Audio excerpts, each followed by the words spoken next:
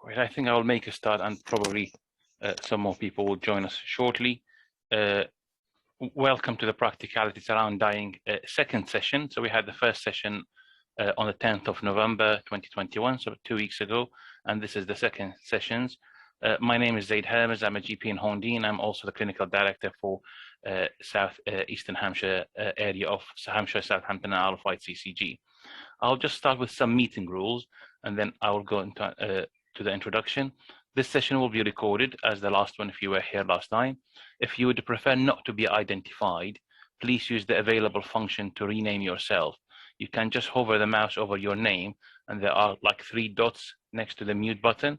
And if you click on it, there is an option at the end called rename. You can rename yourself to any other name that you would like. Please stay muted during the session. And if you would like to ask a question, please use the chat function, and we will answer them at the end of each session. So we have 4 sessions today, or 5 sessions today, and after each session we'll have some time for questions.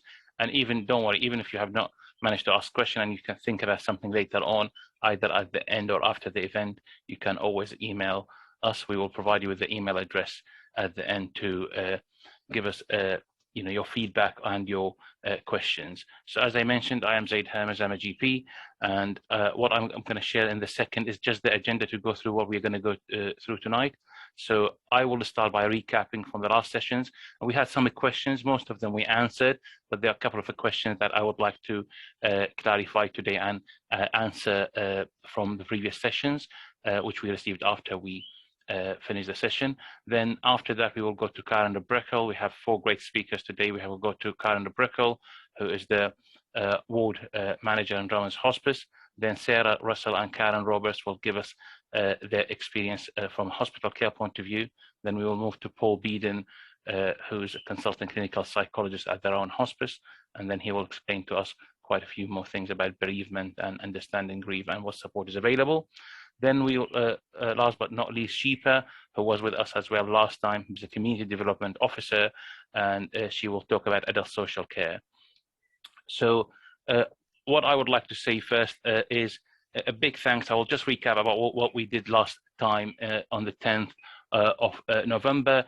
To start with, I just would like to say a big thanks to our speakers at that time. They did an amazing job, and everyone was really happy, and the feedback we received was really great. So thank you to Tina Millard, who, as I think actually I've seen her name, she's joined this session as well, who is a clinical community engagement lead, and she talked to us about the Living Well Center. Also, we had Joe Hopkins, who's a clinical nurse specialist in palliative care, and she talked about what is available in the community and how they can support us and support the patients. Then we had Nick Saunders from the hospice at home, he's the manager, and he also gave us a great talk. And then we had Sheepa, who talked about support available in the local community.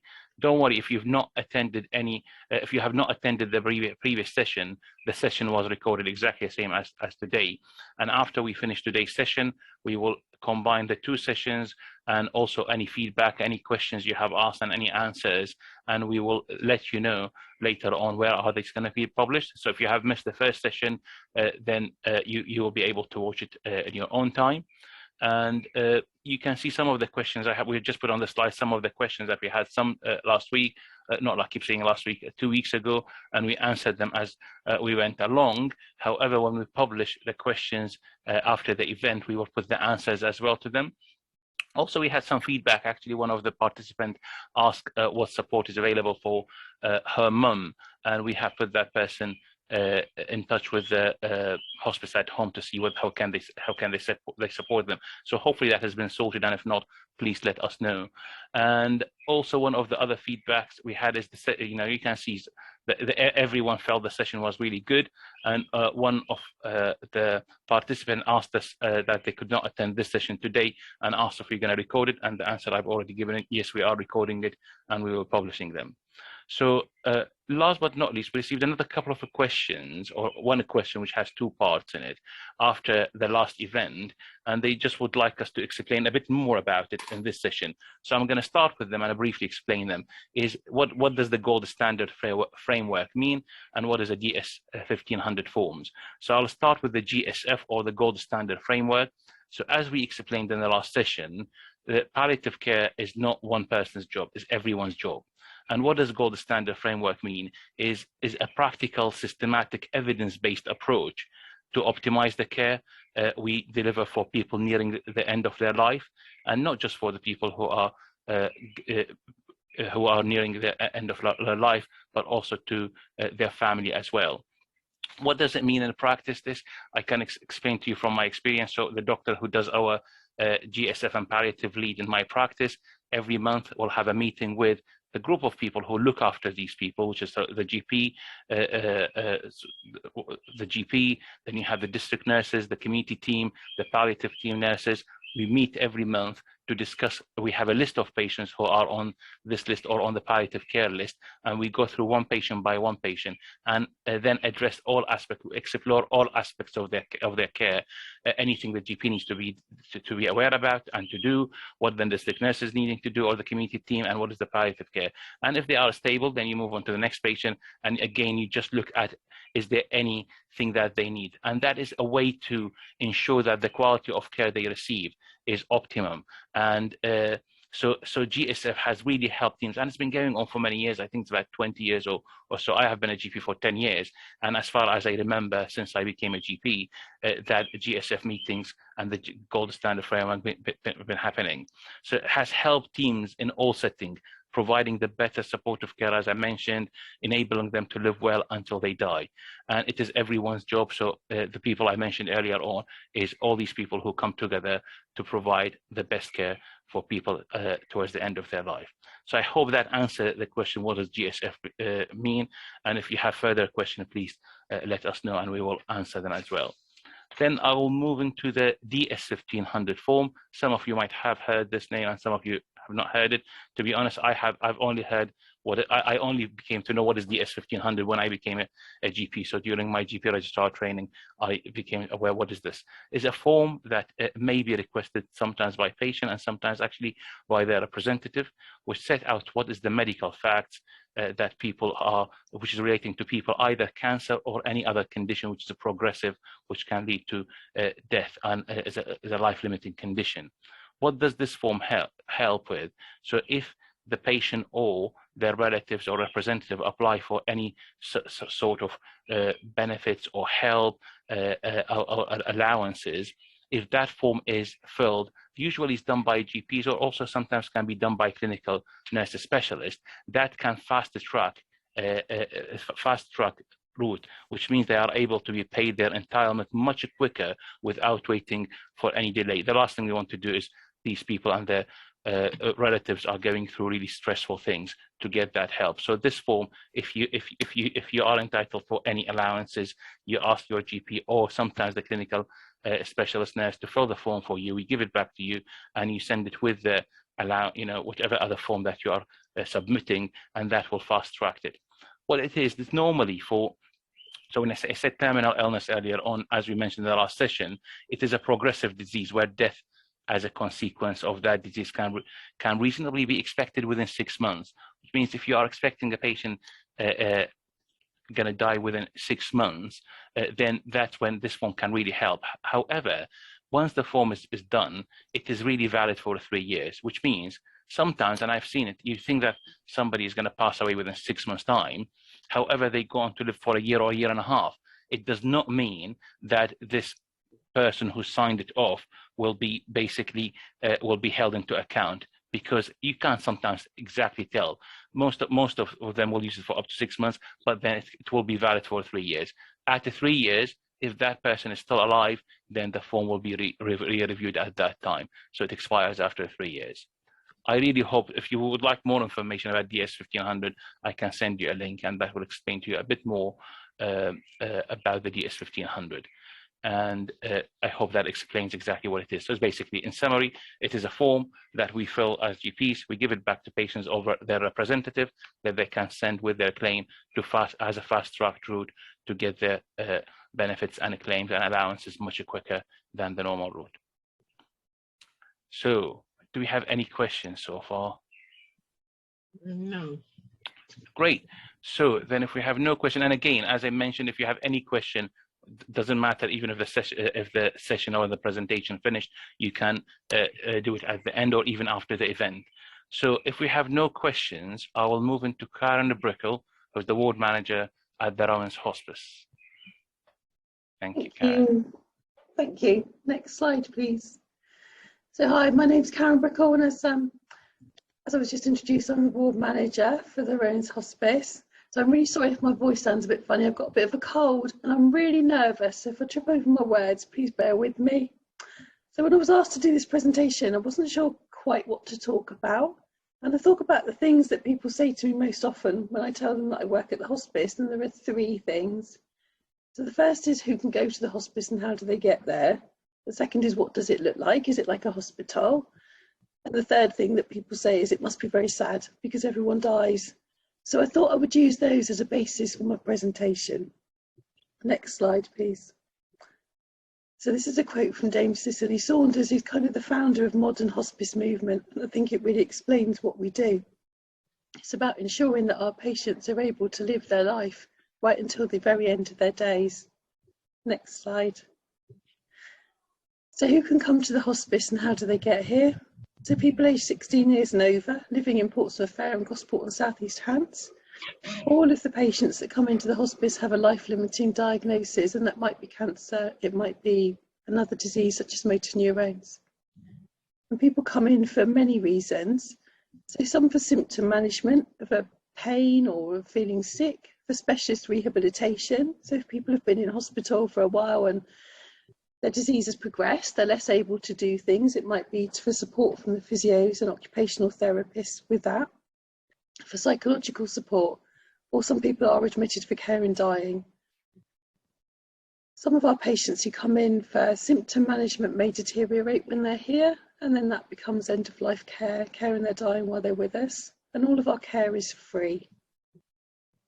So the question, everyone dies, it must be very sad. In the 12 months leading up to March of this year, we admitted 359 people to the IPU, 105 of whom were discharged. So no, not everyone dies. Some of the people discharged home have had an admission for help with a particular problem, and having that problem alleviated, are able to go home to do what they want to do. Some, the progression of their disease means they're unable to return home without additional support, and that is something that our social workers and occupational therapists can help to put in place. And some people are discharged home because that's where they choose to die. And again, that's something we can offer support with. And for people that watched the previous presentation, Nick talked about hospice at home, and that's one of the services that might support those people.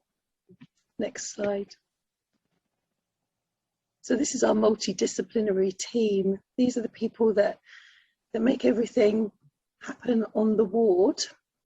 So the aim of the team is to ensure that the patient is at the centre of all that we do, that we hear what matters to the patient, and that is the focus for their care, whatever the reason for their admission.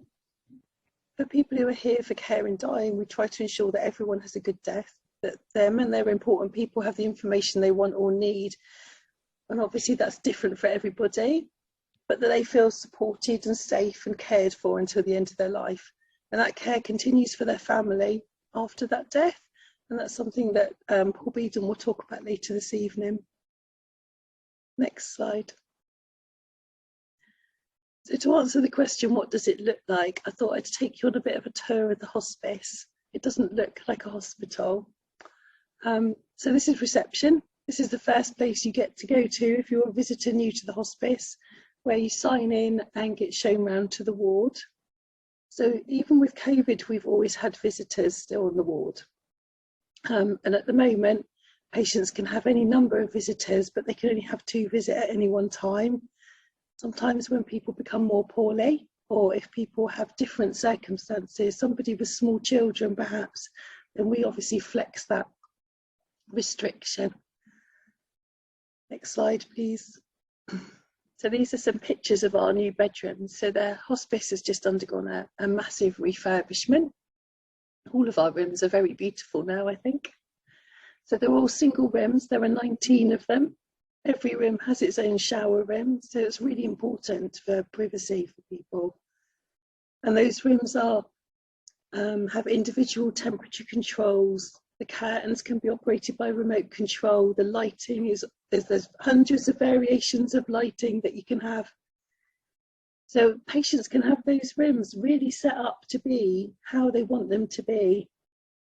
And all of the rooms have double doors that will fit a bed through. So people can go out into the central courtyard or out into the gardens. So they're not stuck in those rooms. Next slide.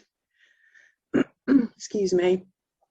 So the courtyards and gardens are beautiful. They're looked after by volunteers. And they're really important spaces for some people being stuck indoors when they've been in hospital for a very long time and come to us. It's really important to have that link with the outside world, or to be able to sit out and breathe fresh air. And they're really calming places. Next slide, please. So as part of the refurbishment, we've got lots of areas now where in normal times, when we're not restricted by COVID, that families can come out and just have a break, or can come out with the patient and sit and have a meal together. It's kind of a change of scenery, but it's also a place for people to have conversations. So some of those rooms are private rooms that you can sit and have that conversation that perhaps you don't want to have in front of your loved one, and an opportunity to just express how you're feeling. And there are always people available on the ward who will listen. Next slide, please. So this is the quiet space. So this is non-denominational multi-faith space, and for people to practice their faith in, or just to take a breath. Sometimes, as I said before, it's just really important to have somewhere that you can just move away from that bedside when you're there a long time, to just breathe, really, to just catch your breath and go back in. Next slide, please. So what matters to me? So we work really hard to find out what matters to people, and as individuals it's different for all of us. So we have a care plan that all of the multidisciplinary team access, and the topics on it, or the headings on it, are: what are my favourite things? What worries or annoys me? What's important to me? What are my hopes? How best to support me? My life story, and how do I feel today? And we all use that, as I say, and it ensures that all the little things that people tell us, the things that make us different from each other, the things that matter to us, are recorded there for everyone to know, so that we can make sure we never forget those things, so that the care that people get is really individualised and is what they need. So the pictures you can see there are what was important to 3 of our patients. So the Star Wars one, you might have seen, there was a big media, a lot of media coverage about it. A gentleman who wanted to watch the new Star Wars film with his son, and it was flown over to us by Disney before it was released, so that they were able to watch that together. And for another patient, it was to get married. So that happened out in our gardens not so long ago. And for another lady who was moving from us and going to a nursing home, she wanted to sit up on top of the hill and have a cup of coffee. So that's what the paramedics or the ambulance crew did with her, and one of our nurses went with her. And I think we might have had a sneaky ice cream as well, actually. So as individuals, what matters is different, as I say, for all of us. So it might be somebody's faith, it might be their family, it might be their football team, a glass of wine with dinner, or that their window is always open. Big things and little things. And our aim is to ensure that we know those things and that people's individuality is always respected. Next slide, please. The last statement that people say all the time when you say you work at a hospice is, it must be sad because everyone dies. So I think I've kind of covered that not everyone dies that comes with us, that people do go home. But people do die, and it is really sad sometimes.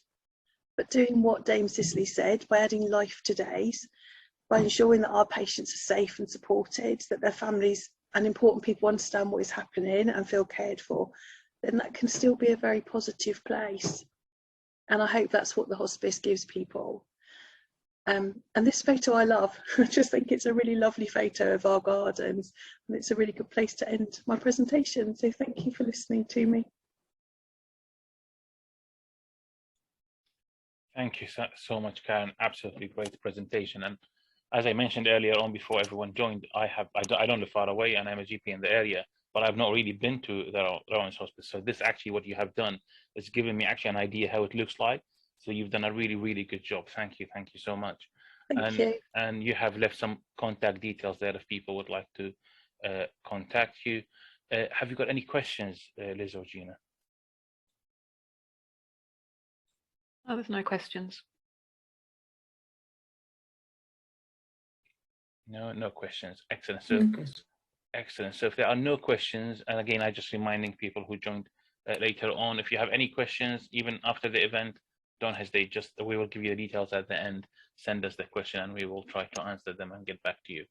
Great. So that will move us swiftly to Sarah and Karen Roberts from the hospital, and I'll let them introduce themselves. So are we starting with Sarah? Yeah, We are. Excellent, Sarah. Thank you. So, first of all, Karen, thank you. That was a wonderful overview and very deep about what the Rowans Hospice offer.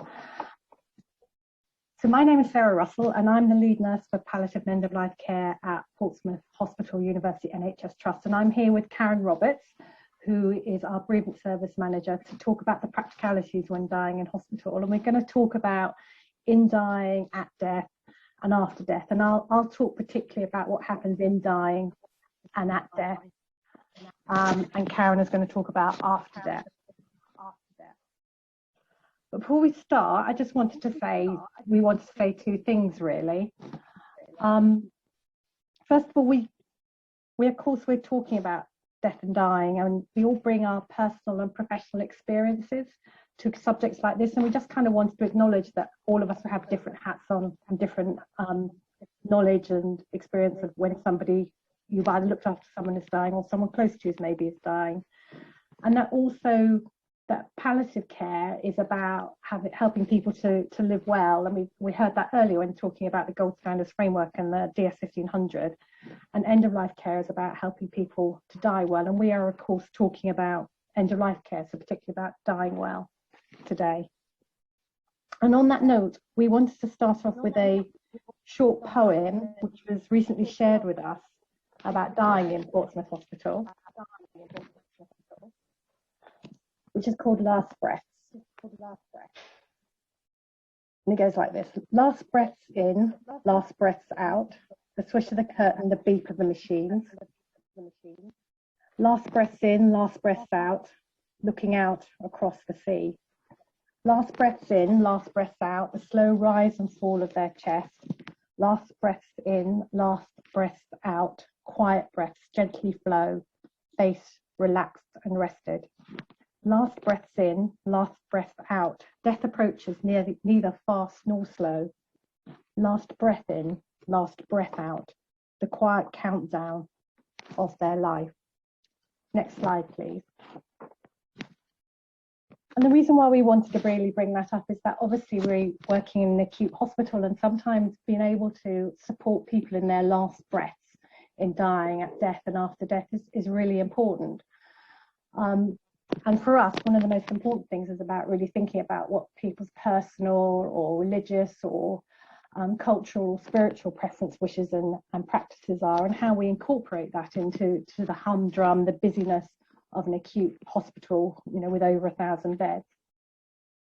And perhaps some of the things that we think most important is fundamental to all of it is tender conversations that start to recognise that death is approaching, starting to recognise that maybe we need to stop doing lots of medical interventions and just focus on care and comfort and what might be the last days or last hours or the last breaths of somebody.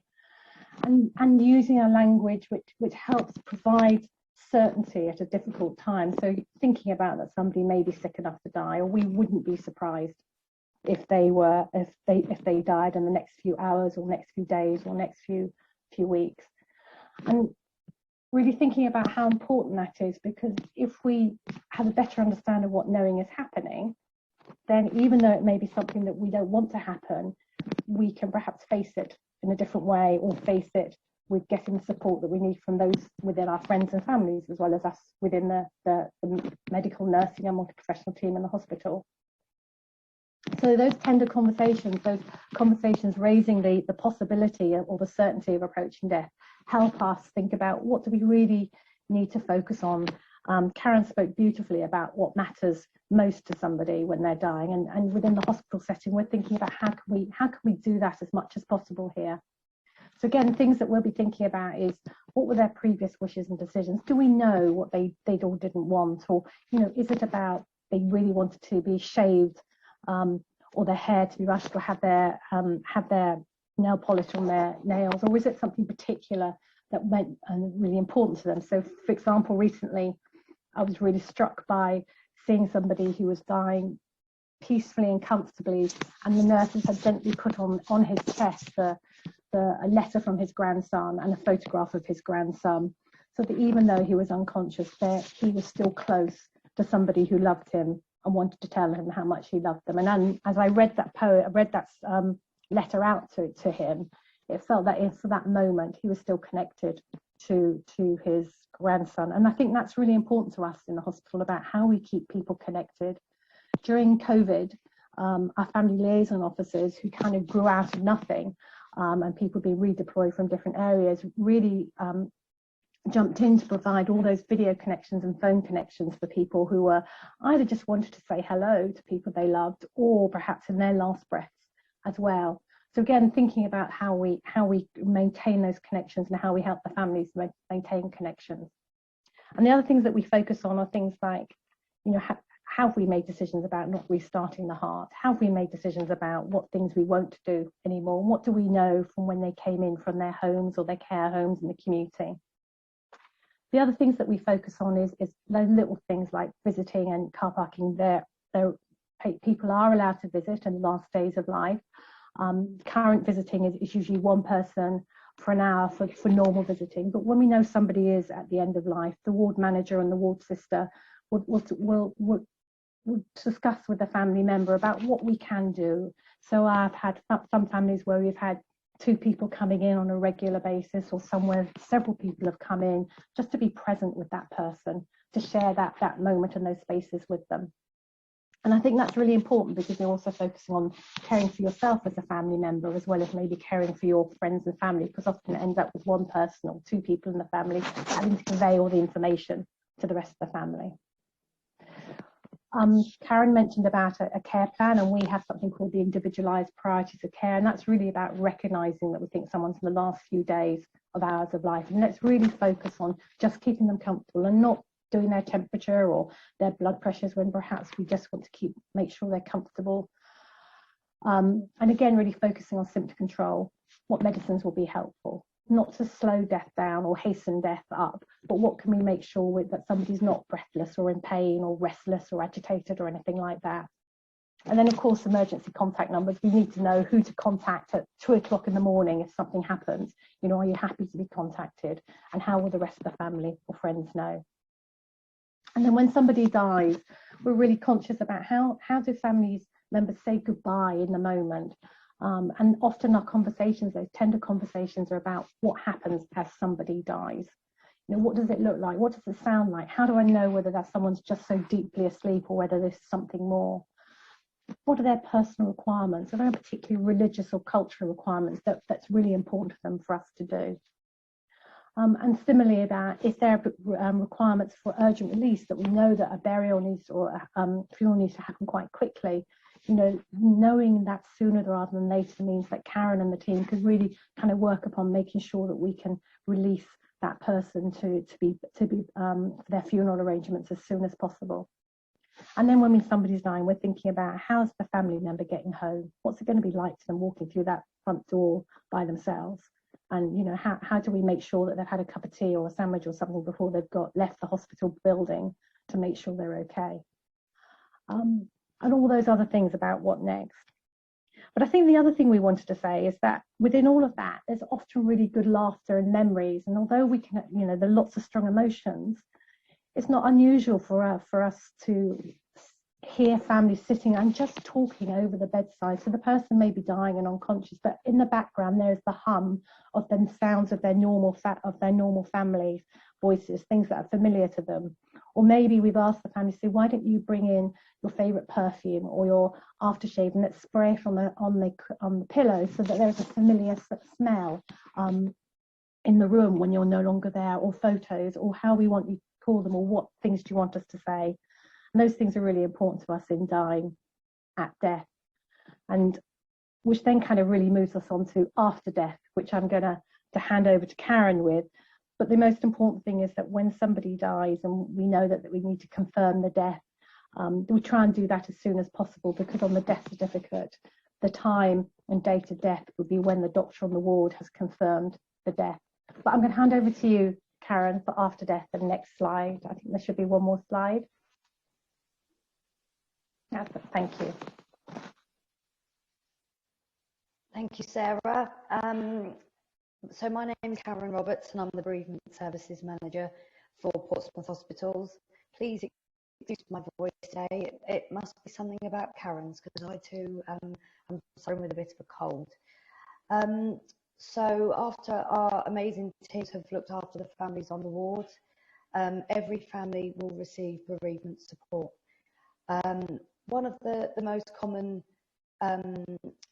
question that we get asked by families, they'll come down to us and they'll say, what do I do next?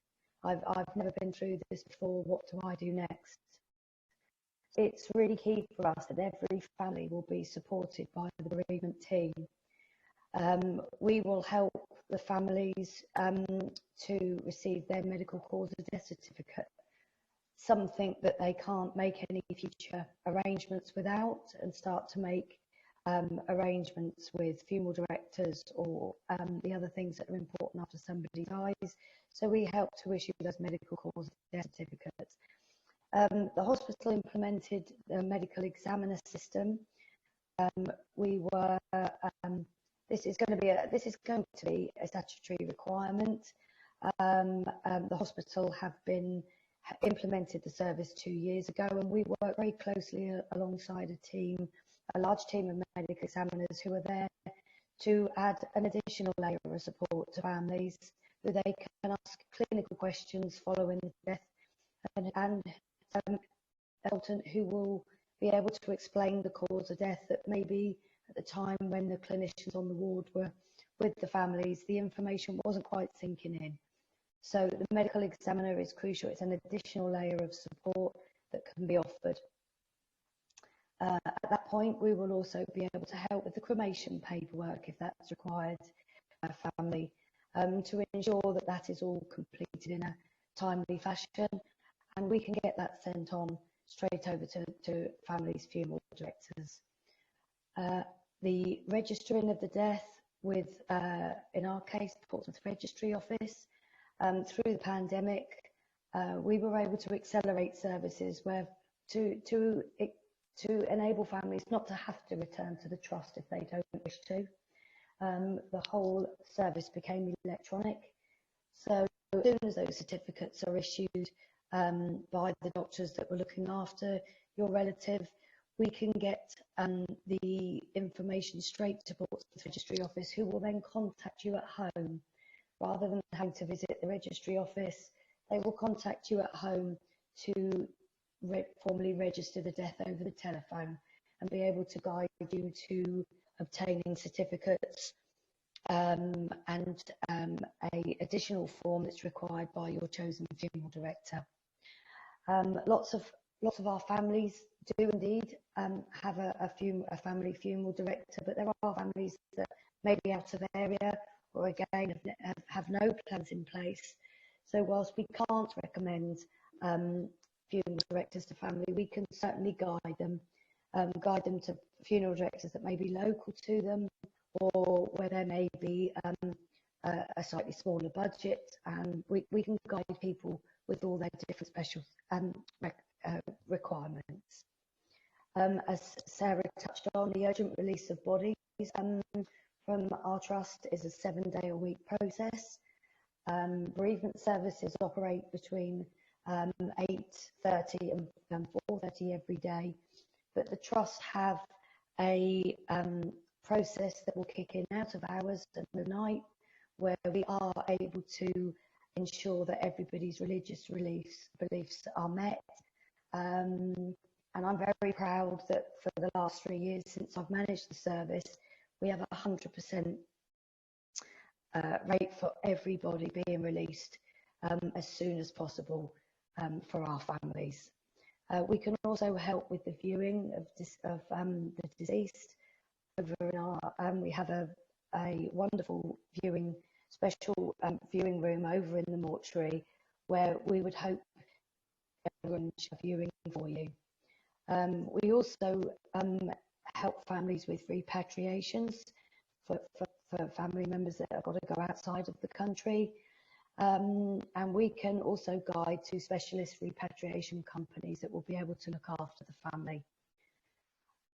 We organise for all of the property and valuables that maybe at the time that somebody dies it wasn't appropriate for them to take it, that all of that property comes to us down at bereavement services, and we will contact you as a family and make an arrangement with you to come into the trust to collect that at a time that you feel able to. We also organise funerals for children who die in the hospital, and we also help with insurance plans where people need further information but need it very quickly to be able to start that process off for them. So there's an awful lot of information there, and I probably could have added many more things, but the bereavement team will be there to support you, and our services have been expedited with the implementation of electronic methods, so we would help to have everybody released to their funeral directors within a 48-hour period. A lot of information for you to take in. Is there any questions? Thank you so much, both Sarah and Karen. Any questions? Have we got any questions? No, there's no questions come through. Thank you. And again, as we mentioned, it's just sometimes it's too much to take in, you know. And if there are any questions after the event, I'm sure the whole team will be absolutely happy to answer any queries you have. Absolutely. Great. Thank you so much.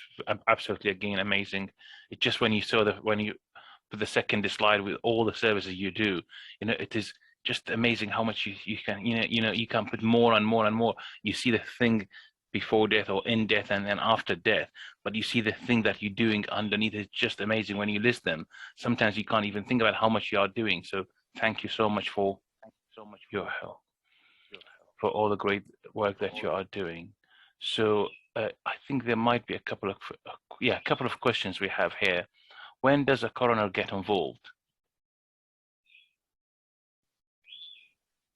So the coroner will get involved if obviously the coroner's rules are the coroner's rules, and if anybody's death falls within those rules, we make referrals to the coroner after we've met with the doctors looking after the patient, the medical examiner, and the doctors and consultants that have been caring for the patients will involve the coroner if requires it so.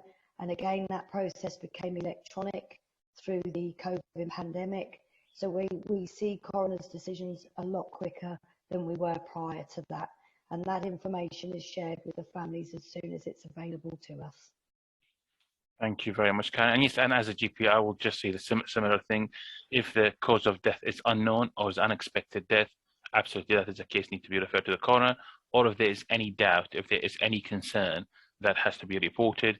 If the patient there are some other things, such if the patient had an operation in the last year before the death, then the coroner office need to be informed. Does not mean that the patient will have a post-mortem, but the coroner office need to be informed so they are aware, and you will be guided, and they will probably issue the certificate after you inform them. So yeah, but any unexpected death or any concern, that has to be brought to the attention of the coroner. Great. There is another question here. Do you provide any bereavement info for the family to cope?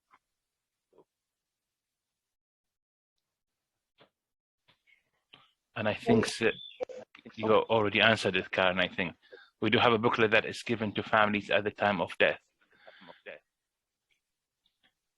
Do you have any information, Karen, that we can share afterward, like a leaflet or anything like that? An electronic one.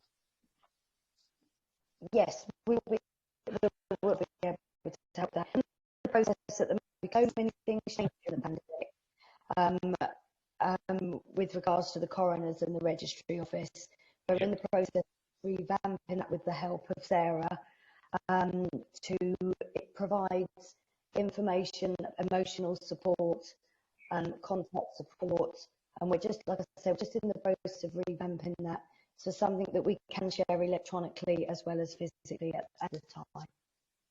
Thank you very much. Are there any more questions? Yes, please. Can I pipe in? Oh, yeah, sorry, I see your hands up. Okay, so no more tablet question. Is that Kiki Sia? Yes. Great, yeah, go ahead. Thank you very much for organizing this and putting this together, and for the resource people who've been on board.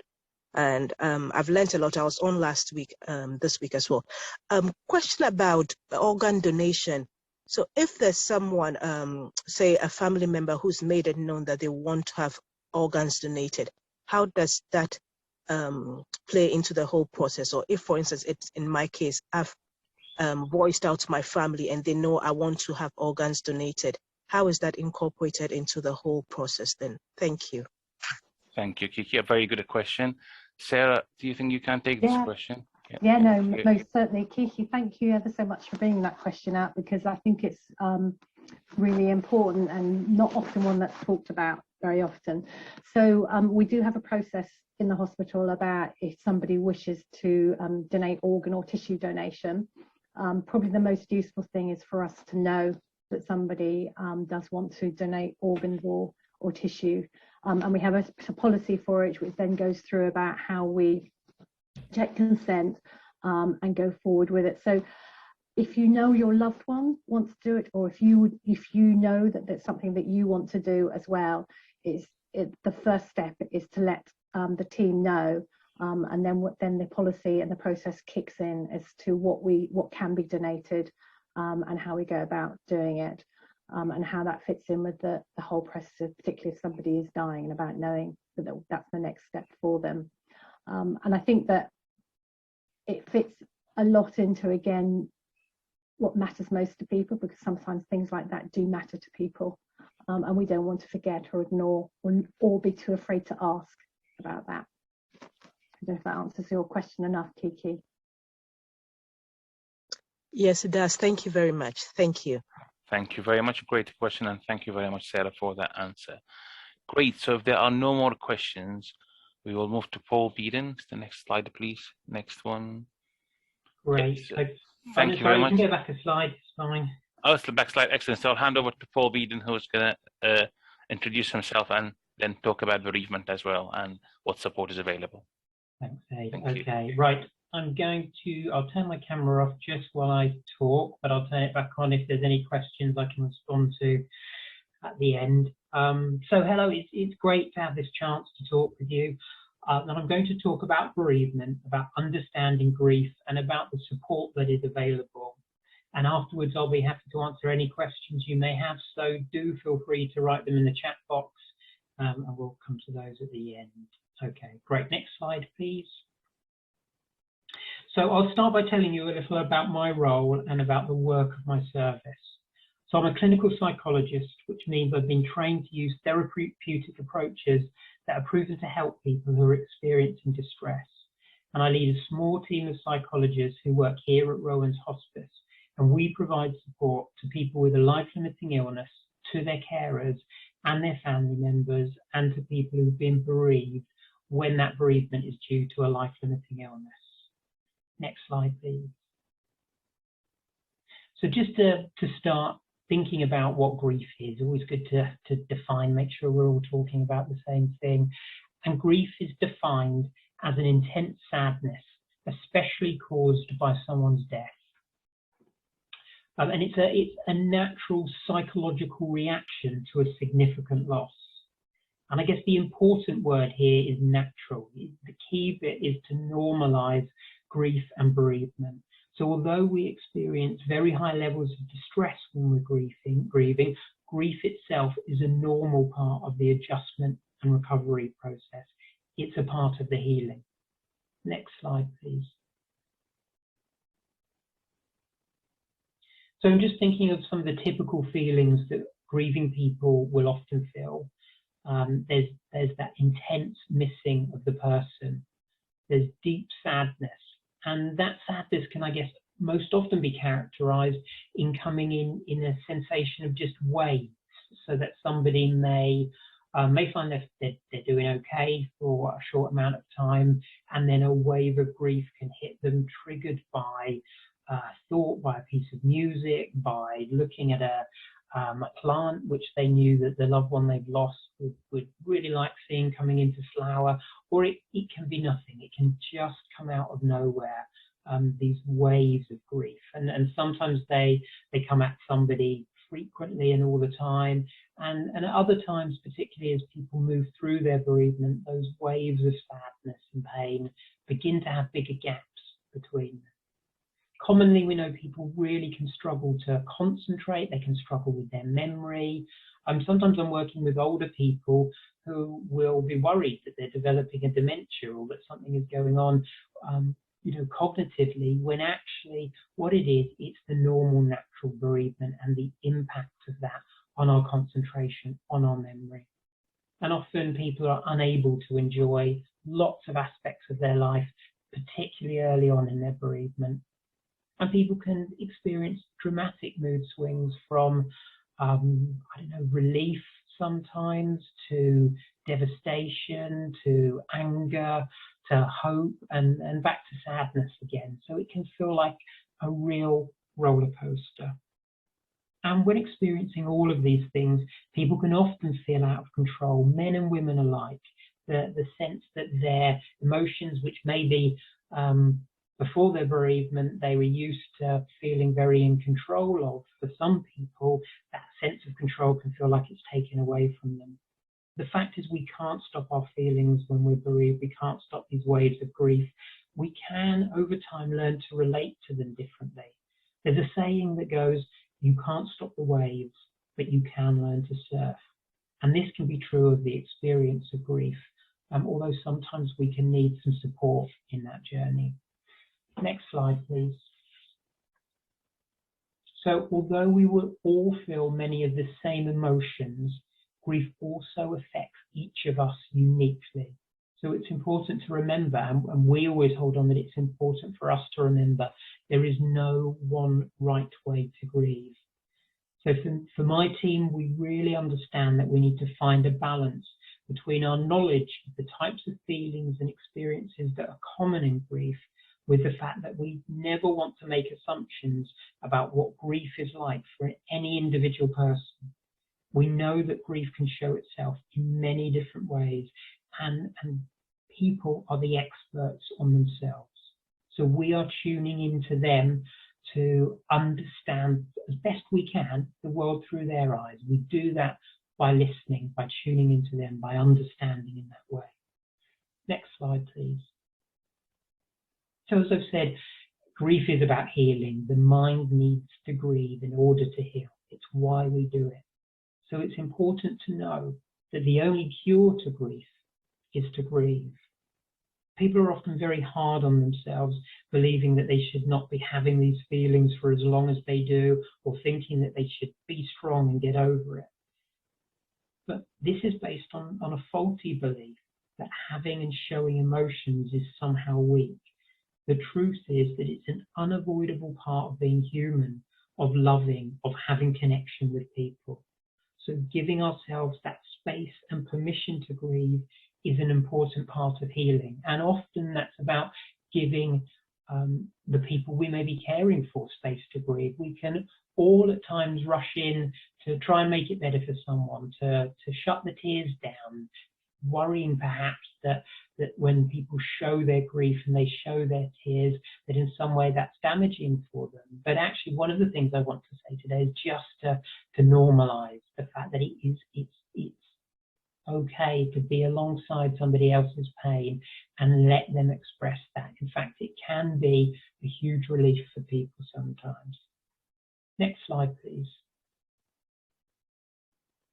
So expressions of grief and rituals of grief can vary widely by culture. But the power of grief is the same for all of us, regardless of our background. And that can be incredibly unifying. So we never want to overlook those things that are unique to a culture, or unique to an individual, but to connect with the underlying humanity of everybody, of all that we can share in common. Next slide, please. And so every lost relationship is unique. This is something I guess I really want to underline, because my team always remember that in the work that we do, in how we're tuning into people, in fashioning the support we offer to each person. There's a famous psychotherapist who says that when you're undertaking therapy with somebody, you have to design a new therapy for every person, for every loss, for every individual's experience. And I think that's really important. Next slide, please. But something we know as well is that complicated relationships can lead to complicated feelings in bereavement. We're mindful of the fact that people sometimes have had relationships that are complex with the person they've lost. This may involve both positive and difficult memories altogether, and that can sometimes lead to these complicated feelings in bereavement that it can be hard to talk to other people about sometimes.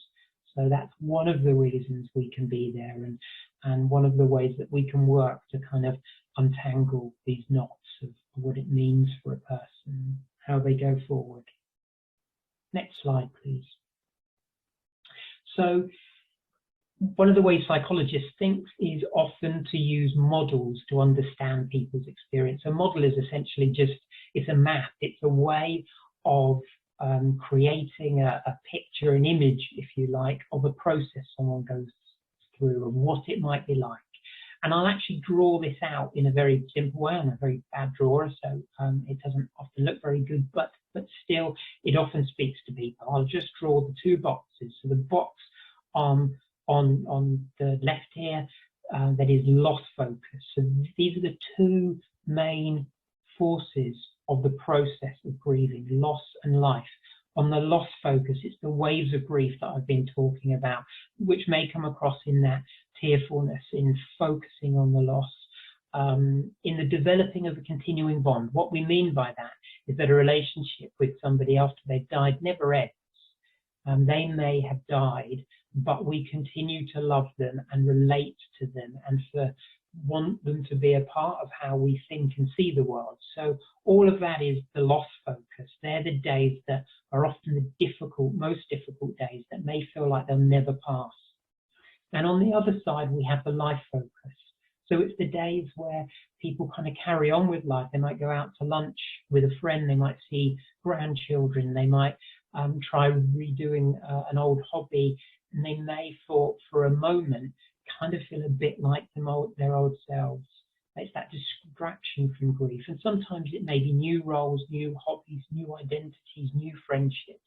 These are the brighter days and moments. What's difficult is people often expect that they will go from this loss focus and neatly progress to the life focus. You know, each day the loss gets less and the life bit gets more. But actually what we know is that it can be a real movement from one side to the other. So you may find that you're on the loss side for weeks to begin with, and then the life side starts creeping in, and then actually, you know, suddenly you find that for 2 weeks you're on this life focus side, and you think, I've turned a corner, and you wake up one day and the loss is there as if it was yesterday. And people can think they've gone back to square one. But what this model tells us is that you haven't. What this model tells us is you're still moving forward, even if the loss gets bigger and more intense and more distressing sometimes.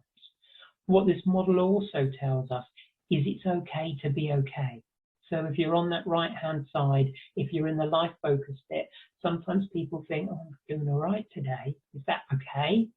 And maybe that's bad. Maybe I'm not showing enough respect. Maybe I'm not loving them enough. But it is just saying it's normal in grief to keep moving from side to side for a very long time.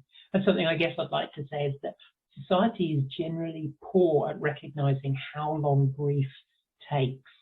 So, you know, society may, you know, maybe different cultures will have different rules, different expectations, but sometimes, you know, after 6 months, people are really expecting to see a considerable improvement, or perhaps it's a year or whatever it is, but grief takes its own time, and it can get easier and harder for a long period of time.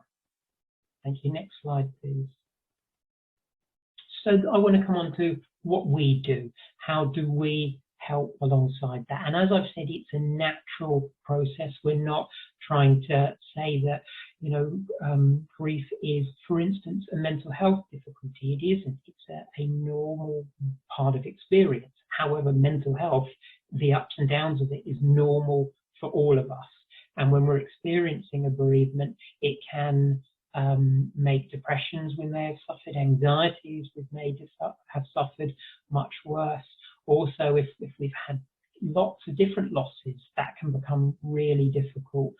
Complicated relationships, past traumas, or it may be we need some space, that we're doing all right, but we need some space outside of family and friends sometimes, where it's confidential and anonymous, to talk. So what we do is we talk to the bereaved and we offer them support through face-to-face meetings of up to an hour, usually at Rowans Hospice or our Living Well Centre next door, but sometimes in people's homes if that's what they need. And we also run groups. So particularly at the Living Well Centre, we bring together groups of people who are grieving at roughly the same amount of time, because that's normalising, that word again, but that can help, and you can hear other people going through the same thing as yourself and actually think, oh, okay, it's not just me. This is happening for other people. Well, maybe I'm doing all right here. Next slide, please. So the type of support I'm talking about is sometimes called counselling, or it's sometimes called therapy. And over the next few slides, I just want to briefly talk about what these words really mean and what this support looks like. So next slide, please. So counselling or therapy is essentially a supportive conversation with a professional trained in helping skills. And a key part of what that means is it will be very much focused on the person who needs the support. So unlike a regular conversation in life where you may be sharing, you know, how am I doing, how are you doing? Actually, this conversation is focused on the person who, in the case of the support we provide, who is bereaved, who is grieving. It's about them, and it's confidential, it's totally private. We won't talk to anybody else about what happens in those conversations, with the exception of if we are worried about somebody's safety. So the person talking to us, if we're worried about their safety, we need to do something about that. If we're worried about somebody else's safety, but only when that's an active risk in the present. Otherwise, it's really important that it's private and confidential. It's person-centered, it's focused on your individual needs, on whoever we're supporting, on their needs. I'll say a bit more about that in a moment. And that it's inclusive, it's designed to be accessible by anybody, no matter your personal life history, culture, or any other attribute that's unique to you. What we want to do is get to know you and what's going on for you and what it means for you. So it's inclusive for all. And it's always accepting and never judgmental. And we seek to be kind and compassionate in that. Next slide, please. Simply, what it's not is telling someone what they should do or how they should feel. You know, who are we to know that? Who are we to say that? That's not relevant to us. Next slide, please. So this is the person-centered bit. It's really important. I just wanted to pick out a little bit more about that. Essentially, what matters to you matters to us.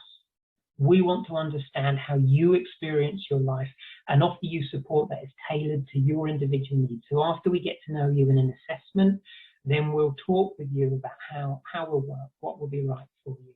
We achieve this by listening carefully and adapting the way we work to fit you. We don't practice a one-size-fits-all. We want to know you. Next slide, please. So why do people turn to us? Why do sometimes people come for this one-to-one therapeutic support? And we've talked about it being a safe, confidential space. And the fact is, it often helps to talk to someone outside of family or friends. This is our experience. So in families, people can often find they want to protect each other. So they're holding back. They don't talk about some of their feelings and worries. They notice that as they begin to talk or cry, the other person either says, oh, no, I can't do that, or no, don't cry, or the other person becomes tearful or upset, and they worry about the burden, they worry about stressing the person out, so they pull back from it. Or perhaps they're kind of worried they'll tell other people, oh, I'm not coping, or whatever it is, but we can all get these worries in our mind. So talking to somebody who's trained to listen and support and help outside of that system, for many people that can be really useful. You don't have to worry about us. We will listen calmly to anything. As I've said, we're experienced with all the different ways that grief affects people. And what we know is that talking helps people make sense of confusing thoughts and feelings, and over time leads to changes in the way we feel. And, you know, many times over the years, I've had people challenge me, well, what's talking going to do? What difference can talking about something that's happened or is going to happen make? Yet we know scientifically from the evidence that having this conversation in the right environment, yes, some of the things we can get to are some coping skills and some ways of looking after ourselves, but actually the talking helps in its own right. So if you look at the pictures there in the top picture, it's a lovely illustration of that, of the client, the person bringing that muddle, and actually in talking about it, they begin to organize it more, and we can help that. We can offer some thoughts very gently, you know, it sounds like you're feeling this, or maybe it was that, very gently, but the person themselves is doing most of the organizing. We rarely take notes or write in pads like that, though. I have to say that can be quite distracting to someone. Then the picture at the bottom there I like, because if we imagine that's therapist and client together, they're building that puzzle together. It's collaborative. It's a joined up approach. It's not us doing, or, you know, while we're the experts in some of our knowledge, we aren't the experts of you. We're not lecturing or telling. We're working with you to provide that support. Next slide, please. So that's what we do. So talking about these sources of support, as I've said, we can support people who are bereaved from a life-limiting illness. There are two referral routes into us, into the Rowans Psychology and Bereavement Service. One is through your GP, so your GP can refer to us. The other is if you're known to Rowans Hospice, if you've ever accessed any Rowans services, or if you're known to either of the two palliative care teams that work in Portsmouth, Fareham and Gosport and South East Hampshire, then you can call us directly and we can set bereavement support up. But there's a lot more support out there as well, and in Portsmouth and in the Hampshire area, and there are two excellent directories for this, the Hive directory, which you can Google for Portsmouth, and the Connect to Support Hampshire directory. Okay, next slide, please. And this was just when I was looking at what support was available. This was particularly something that jumped out at me, mainstream bereavement support around COVID-19. So works in 20 different languages and is committed to providing support to people from Black, Asian and ethnic minority communities. So yeah, please tap into that as well. Next slide, please, which I think is just inviting any questions. So put my video on in case there are any. Hey, did any questions come through? Thank you so much, Paul. I think we have, I have not seen any questions in the chat bar, but I think we have a hand from Salima.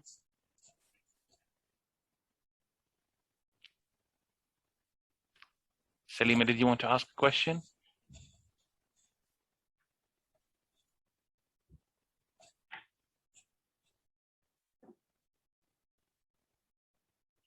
Okay, well, no worries. Like you said, Zaid, if people we can get the question. Yeah, I'm not sure that it was because there's a hands up I can see there on Salima's iPhone.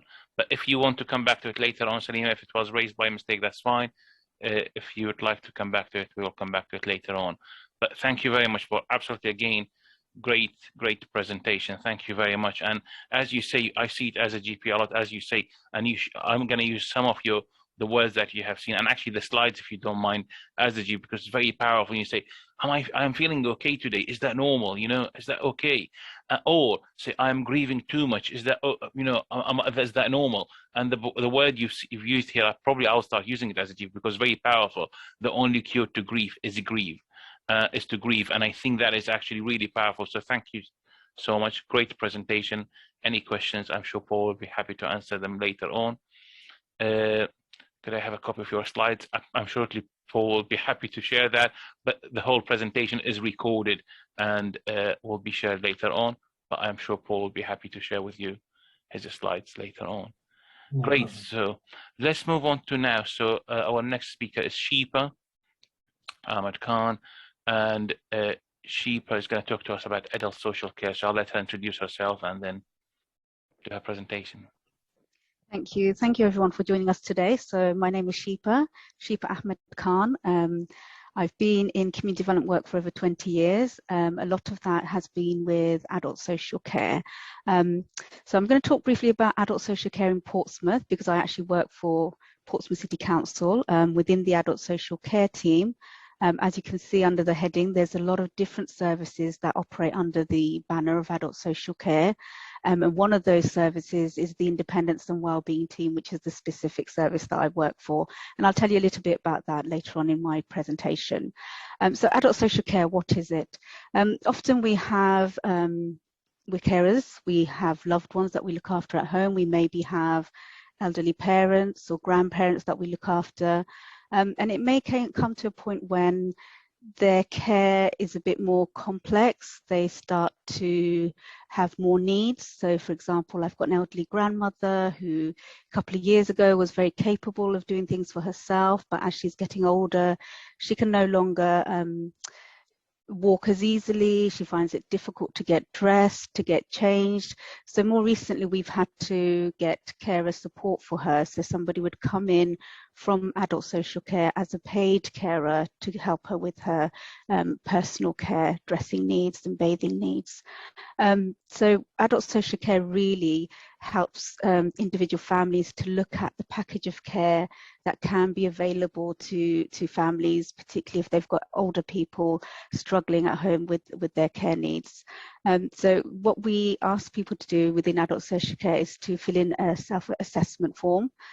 This can be done online now, so you can go online, fill in an assessment form, put your care needs in there, and then someone will ring you back to discuss those needs in more detail. So some of the things that adult social care can provide is care at home, paying for adult social care costs. We try where possible to try and help people to live a sort of more happier life in their own homes, but we also realize that actually sometimes when the person is getting very elderly, very frail, that may not be possible. So, you know, apart from providing equipment, having occupational therapists come out and visit and doing adaptations to the home, it may be that eventually the elder person might need to move into a care home where they have all their needs met, you know, sort of around the clock as well. So that's something that adult social care will look at and support you with finding the right services for your loved one. So next slide, please. So within, as adult social care says, we support the older person, but we also support the person looking after the older person. So that person is known as the carer. So locally in Portsmouth, we have what's called the Carer Centre. So as carers, you can also get yourself a self-assessment. As a carer, it doesn't matter who you support or why that person needs your support. It could be a child with additional needs or an older relative or friend. It could be a neighbour.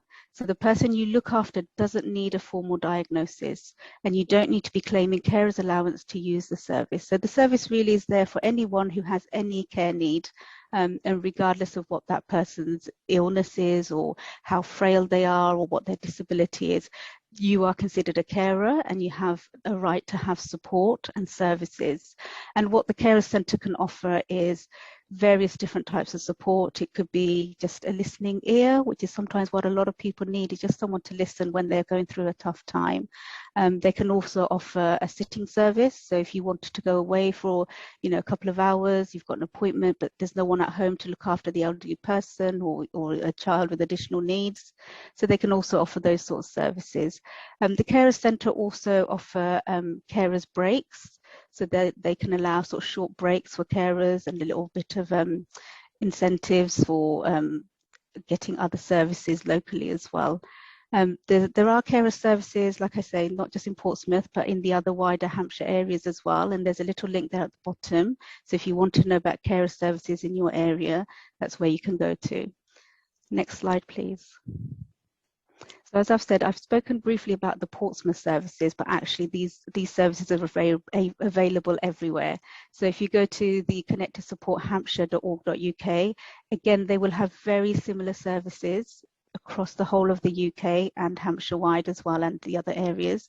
You know, and they'll give you things like information advice, support around groups and services you can access, care homes and care agencies as well.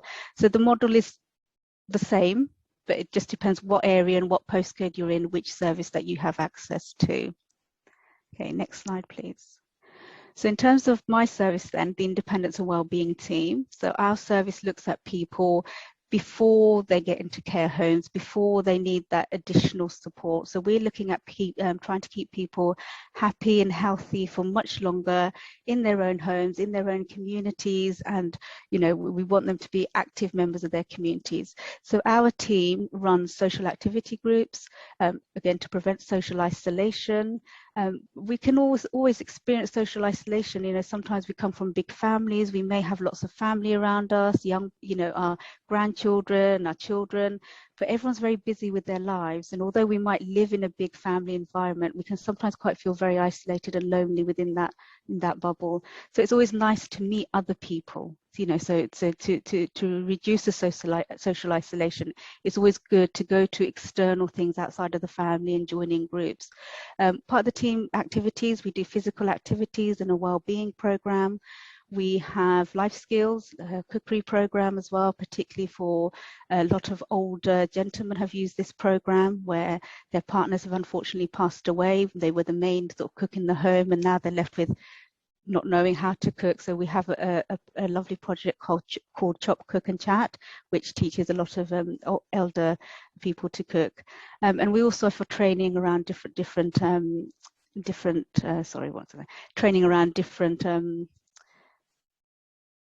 sorry, my mind's gone. So training around cultural competencies, diversity. We also training around healthy eating. So that we have a big training package within the team as well.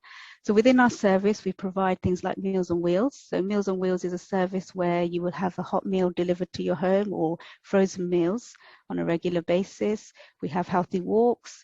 We have some community social support groups for people from Black, Asian and minority ethnic communities, and those are the Diversity Tea Lounge, not exclusive to BAME communities, but you know, we try to encourage more people to attend these groups. We also have the Cross-Cultural Women's Group, which provides sort of conversation classes, but also helps to raise women's confidence. And within these groups, although we have a structure, we also offer information sessions. We also offer guest speakers to come in and talk about their different services. So it's a way of learning what else is available out in the community. And we have projects such as Men's Sheds, the gardening projects that we do as well, and carers breaks. And another service that's really quite important that I think a lot of people could utilise more is the Community Connector service. This is a fairly new service, but it's very well used. But I think, again, it's another service that if people knew more about it, I think that would be appreciated as well. So the Community Connector service support people who may be feeling a little bit unsure of accessing new groups or going to new places. Maybe they have very slight mobility issues or confidence issues. So the community connectors will come and visit you at home look at your care needs. What sort of things do you want to do for yourself? You know, where do you want to go? What do you want to go and visit? What groups do you want to join? And then they will support you to get from your home to that place or the hall or venue or group, wherever it may be, and just encourage you to be a bit more active within the local community as well. And I think with our service, that's sort of in the name itself, independence and well-being, we try to encourage that as much as possible. Is trying to give you the right skills and the groups and support that we can say, well, actually, there's a lot of things you can access and we can support you to access those as well. So I have our independence and wellbeing team inquiries line there, so you can ring us and find out about a lot of our services, and that's our email as well. Just really finally, I just wanted to add, thank you very much to all my other colleagues that have, delivered the presentations today. They've been fantastic. And I just think just finally to everyone listening and watching, it's really important to talk to our families, discuss our wishes and our needs. And I know coming from a BAME community myself, we don't often talk about it, when it happens, it's always going to be a shock, but when it happens, it's like, well, I never asked. I don't know what their wishes were. I don't know if my father wanted this or if they wanted that. So, talk to your loved ones, ask them what they want and what their wishes and needs are at the end of their life. So thank you very much. Thank you very, very much, Sheepa. Do you have any questions for Sheepa?